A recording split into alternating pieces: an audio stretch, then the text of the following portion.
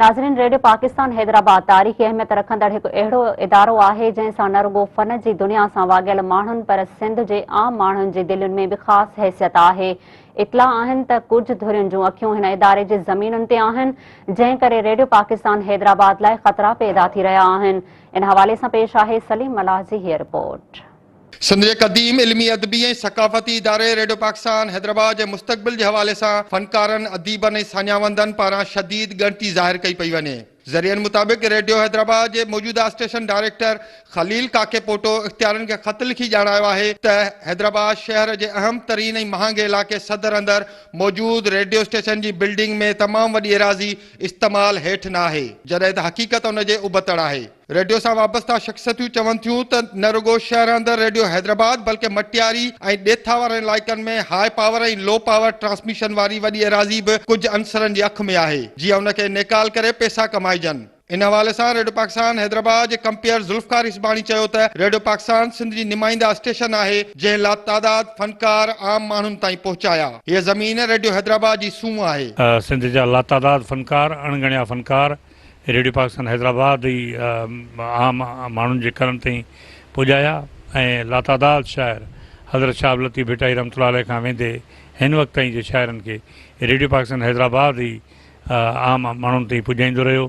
हाणे जेतिरे क़दुरु अचे थो त ज़मीन विकिणिजे त छो ज़मीन विकिणिजे, हीअ रेडियो पाकिस्तान हैदराबाद जी सूंह आहे। भला ईअं थी सघे थो त का बांह कटिजी वञे उन खां सवाइ बाडी सुहिणी लॻे, इहो नामुमकिन आहे। हीअ सिंध जी नुमाइंदा स्टेशन मूं अर्ज़ु कयो, कॾहिं बि केर बि न चाहींदो, न बर्दाश्त कंदो त असांजे सिंध जी नुमाइंदा स्टेशन ते को हमलावर थिए या हिन ते को क़ाबिज़ थिए। नाले वारे रागी मुमताज़ लाशारी चयो त रेडियो हैदराबाद जी पूरी तारीख़ आहे, रेडियो हैदराबाद जो इंच इंच कम जो आहे। पहिरीं ॻाल्हि त इहा रेडियो पाकिस्तान हैदराबाद हिकिड़ी वॾी तारीख़ आहे। असां सभु आर्टिस्ट सिंध जा जेके बि आर्टिस्ट आहिनि, उस्ताद मंज़ूली खान, उस्ताद मोहम्मद जुमन खां वठी उस्ताद मोहम्मद इब्राहिम खां वठी आबदा परवीन खां वठी मुमताज़ लाशारी ताईं जेके बि आर्टिस्ट आहिनि उहे रेडियो पाकिस्तान हैदराबाद जी पैदावार आहिनि। पर रेडियो पाकिस्तान हैदराबाद जी इंच इंच कम जो आहे। रेडियो पाकिस्तान हैदराबाद जी पहिरीं ॻाल्हि मां तव्हांखे हिकिड़ी ॻाल्हि ॿुधायां, शायदि तव्हांखे ख़बर हुजे त हीअ प्रॉपर्टी सरकारी कोन्हे, हीअ प्रॉपर्टी डोनेट कई वई आहे।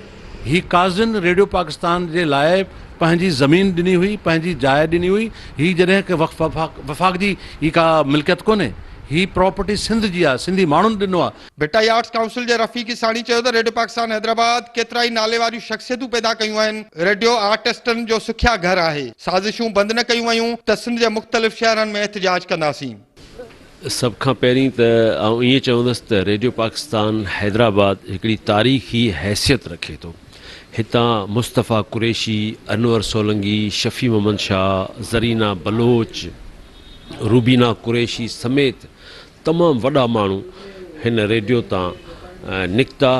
हिते को माण्हू अची स्टेशन डायरेक्टर थी वे या को ॿियो ऑफिसर जेको हितां ई पगार खणे, हितां ई रोज़ी रोटी खणे, उहे आर्टिस्ट ते कमु कनि, उन्हनि जे टैक्स जे पैसनि ते को ऑफिसर अची वे ऐं उहो वरी लिखी ॾे त इहा एक्स्ट्रा आहे या फिज़ूल प्रॉपर्टी आहे या विकिणी छॾियो, इहा किथे जो इहो इंसाफ़ आहे। जेकॾहिं इहा साज़िश अॻिते वधाई त असां भिटाई आर्ट्स काउंसिल पारां न सिर्फ़ु हैदराबाद में, कराची, खैरपुर, सखर, सिंध जे ॿियनि शहरनि में असां रोडनि ते निकिरंदासीं। हर प्रेस क्लब जे आॾो असां सभु आर्टिस्ट, अदाकार, फ़नकार, शाइर, अदीब, आलिम, सदाकार सभु गॾिजी एहतिजाज कंदासीं। रेडियो हैदराबाद जे लाॻापियल इख़्तियारनि पारां ख़त में ॼाणायो वियो आहे त LPT लो पावर ट्रांसमिशन ते 26 एकड़ ज़मीन कंहिं बि इस्तेमाल हेठि न आहे, जॾहिं त रेडियो हैदराबाद में सालिम मोहम्मद शाह सब्ज़ादार, मुस्तफ़ा कुरैशी ऐं रूबीना कुरैशी वारो ऑडिटोरियम बि इस्तेमाल हेठि न आहे। हिन खां अॻु बि रेडियो खैरपुर जी ज़मीन 3 वाल कई वई। रेडियो खैरपुर खे मीडियम वेव जे हाई पावर ट्रांसमिशन खे नाकाम करे FM करे लोकल बनायो वियो आहे। रेडियो भिटशाह जी ट्रांसमिशन डिघे अरसे खां बंदि आहे। इन सिलसिले में रेडियो पाकिस्तान हैदराबाद जे स्टेशन खलील काके पोटो खां मौक़िफ़ वठण जी कोशिश कई वई, पर उन ॻाल्हाइण खां इनकार करे छॾियो। सिंध जे इल्मी अदबी सक़ाफ़ती हल्कनि मुतालबो कयो आहे त रेडियो पाकिस्तान हैदराबाद क़दीम विरसो आहे, उन जे मसइलनि खे हल करे वधीक वसीला ॾिना वञनि ऐं रेडियो जी क़ीमती ज़मीन फालतू ॼाणाए 3 वाल करण वारी साज़िश बंदि कई वञे। कैमरामैन एजाज़ खोसोई, साथी रिपोर्टर अब्दुल रसूल चांडियो सां गॾु सलीम मला, मेहरान टीवी न्यूज़, हैदराबाद।